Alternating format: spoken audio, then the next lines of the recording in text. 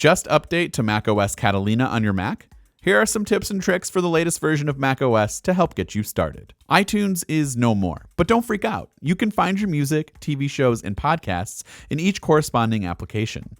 The Music app has your personal music library and your Apple Music subscription. The TV app has all of your movies and TV shows, and the Podcasts app houses your podcasts, with all of the apps keeping things a bit more separate, clean, and organized. Since iTunes is gone, you might be wondering, how can you sync your iOS device with your Mac? Plug in your device to your Mac and you'll immediately find the device listed in the left column in Finder.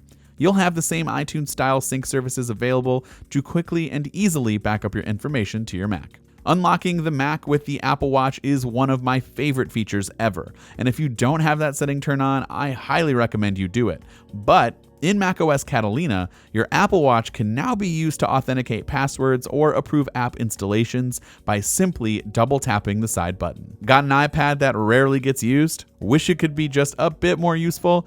Well, how about turning it into a second monitor to pair with your Mac? The new Sidecar feature in macOS Catalina does just that. Assuming you have iOS 13 running on your iPad, simply long press the green maximize button on an application window on Mac, and you'll see the Send to iPad option, which will enable the Sidecar feature and wirelessly extend your Mac's desktop to your iPad. And yep, some apps even use the Apple Pencil. Apple has made it easier for developers to create apps based off of existing iOS frameworks, and now with just a small amount of work, developers can bring us more Mac apps than we've ever had before. Over the course of the next few months, we'll likely be seeing more and more applications pop up for the Mac that we've been longing for. There are already some great apps available like Carrot Weather, GoodNotes 5, PDF Viewer, and more. Speaking of iOS apps making their way to the Mac, Apple has included Find My on your Mac, which makes it easier than ever to find your friends or devices.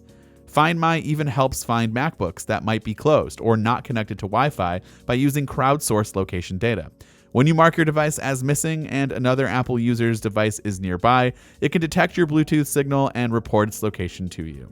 Finally, there are loads of new features in various Mac system apps like Photos, Reminders, Mail, and more. Reminders has a completely new look and feel, same with the Photos app, which now sorts photos by day, month, year, and showcases all of your best shots, front and center. You can finally share folders inside of the Notes app, can easily enter into picture-in-picture mode by clicking the audio icon on a Safari tab, and the unsubscribe from email list button finally comes to the Mail app on your Mac. Finally, no more spammy emails.